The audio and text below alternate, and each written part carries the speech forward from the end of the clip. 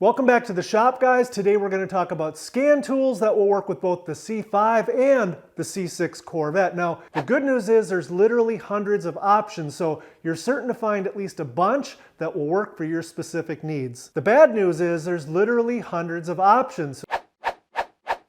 So trying to figure out which one to purchase can be daunting and quite time consuming. In fact, the last 2 times I purchased a new scanner, I spent at least 5 hours each time researching the various brands and models and capabilities. It's enough to give you a headache, and worse yet, it's enough to make you procrastinate and put off making the buying decision. Anyway, I recently just purchased my 4th and by far the most advanced scan tool that I've ever owned, and it hit me like a brick that I need to make this video with the goal of helping you to efficiently navigate the vast array of offerings to make sure that you can quickly and correctly pick the scan tool that's right for your needs and your skill level. So to start with, I divided the universe of scan tool users, in other words, people like you and me, into 4 different levels. Level 1 is the beginner level, and of course it's the place that we all start. The good news is the scanners at this level are also the most inexpensive, like this nifty little unit from ANCEL and this nifty little unit from Apparel. These both come in at much less than $50. If you've never had a scan tool before, or perhaps OBD2 is a term that's new to your vocabulary,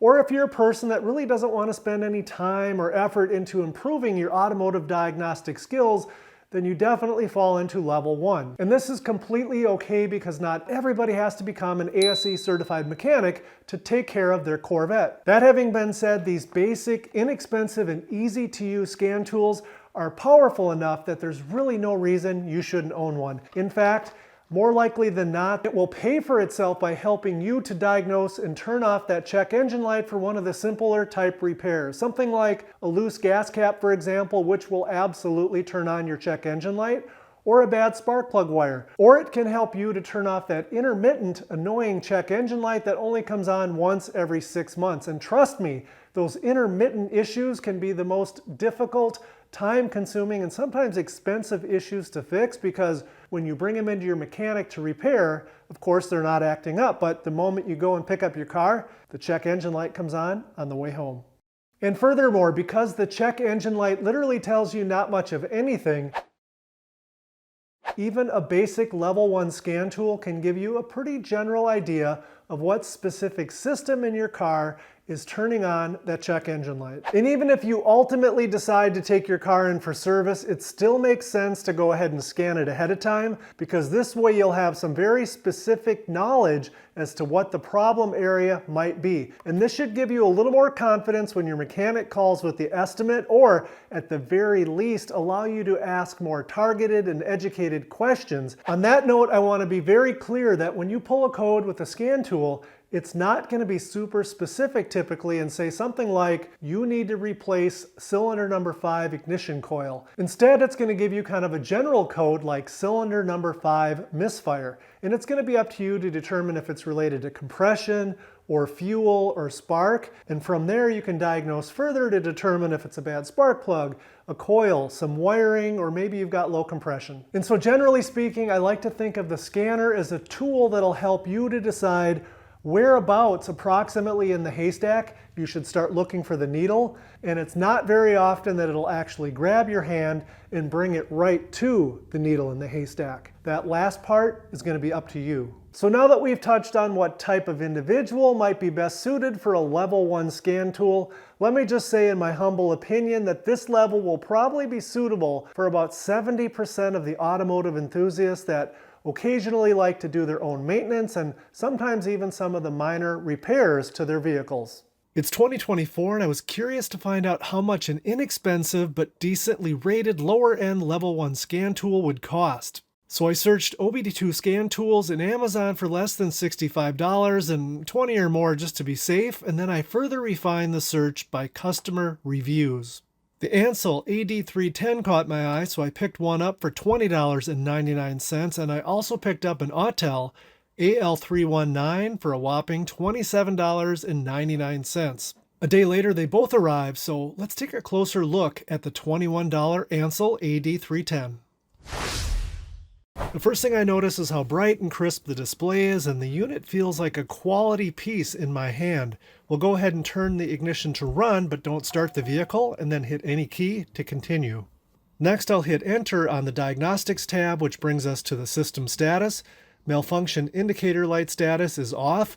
The number of codes found is 0. And the next 3 rows are for the inspection and maintenance monitors or readiness monitors. Those of you that are in states that test for smog are probably familiar with these.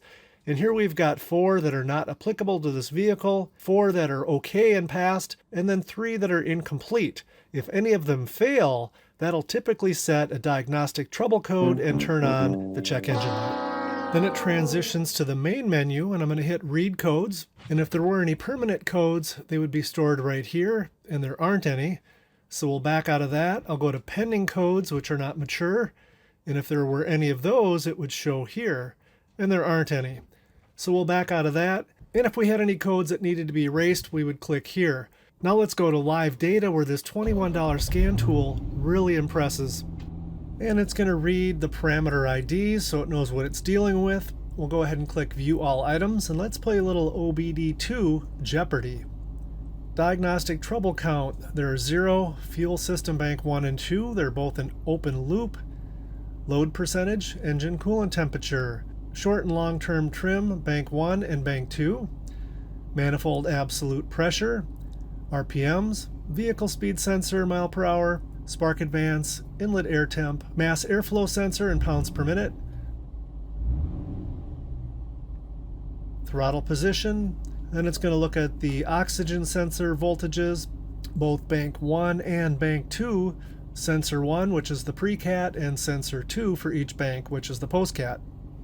And we've got the runtime in seconds, the distance that's driven since we last reset the trouble codes, evap percentage, fuel level indicator, warm-ups, the distance traveled since we cleared the trouble codes, evap, barometric pressure, catalytic converter, 1 and 2 temperatures, vehicle power in volts, and then load in absolute, and then equivalence ratio, throttle position relative, air temperature, throttle position B, accelerator pedal position D, accelerator pedal position E, and throttle actuator control percentage. This really is an impressive list of engine parameters on the C6 that can help you dig into multiple systems when you're trying to figure out the cause of a particular diagnostic trouble code. Additionally, a lot of those parameters can be graphed as well, so let's go ahead and take a look at that list, and then we'll go ahead and graph 2 different parameters so you can take a look at how graphing can sometimes be incredibly useful. And oh, by the way, the graphing function on this $21 scanner, seriously, it's phenomenal. So this list of items that you can graph, there's 38 of them. It pretty much follows, I think, almost exactly the list of parameter IDs that we looked at a minute ago. Almost sounds like a Formula 1 race car. So it's pretty impressive that you can graph just about all of them. The first use of the graph I want to show you is evaluating oxygen sensor sensitivity or cross counts. Right now we're in open loop. We have to wait till it switches to closed loop, which is where the computer starts using feedback from the oxygen sensor to adjust the air-fuel ratio. Now it's switched to closed loop, so let's go to the graphing function for oxygen sensor. And what we want to see here is a lot of activity, the voltage going up and down, hovering around 450 millivolts, which is 14.7 to 1.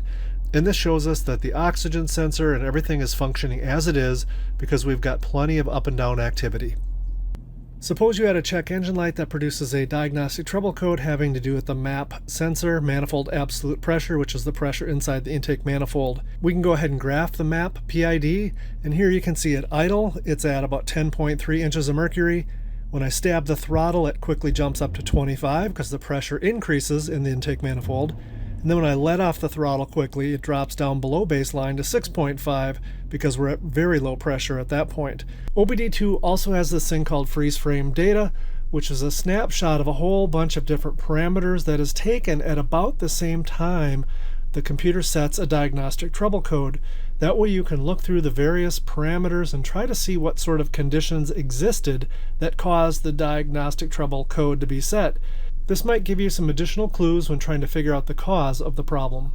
The next menu item is the IM button, which stands for Inspections and Maintenance Monitors, and that focuses on emission-related items that over half the states in America test for. You want these to either be marked OK or not applicable. Most states will allow you to have one as marked incomplete and still pass, so by using this tool you can essentially pre-test your car.